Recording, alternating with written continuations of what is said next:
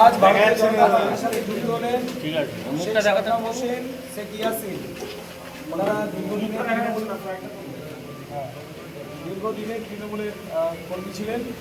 ওনারা এটা ধরুন ওনাদের নেতৃত্বে 15 জন আজকে বিজেপিতে যোগ দিয়েছে। भारत माता की भारत माता की बीजेपी बीजेपी बीजेपी जिंदाबाद नरेंद्र मोदी जिंदाबाद अमित शाह নম্বর অঞ্চলে শেখ সাদ্দাম হোসেন আর শেখ ইয়াসিন ওনারা 15 জনকে নিয়ে জয়েন করেছে। তো ওনাদেরকে বিজেপি পরিবারে আমরা স্বাগত জানাচ্ছি। সাদ্দাম বাবু তো জয়েন করলে রাষ্ট্রবাদীরা একটু জোরে বলুন, একটু জোরে বলুন।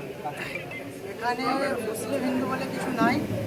এখানে মানে জাতি ভেদাভেদ করে ভোটগুলো নিতে হবে, সেই জন্য এইসব ছড়াচ্ছে।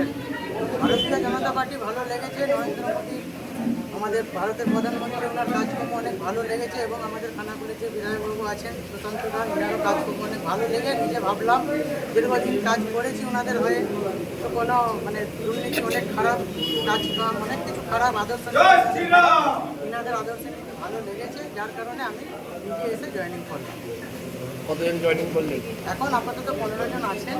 আমার সংগঠনে অনেক ছেলে আছে আমার সব আছেন। তারা ওদের ছিলাম না, কোনো পদ নেয় না এবং মানে কাজ করিয়ে সরিয়ে দিয়েছি। এলাকা থেকে সংগঠন করতে আমি গণেশপুর কোন গ্রাম? গণেশপুর। भारत माता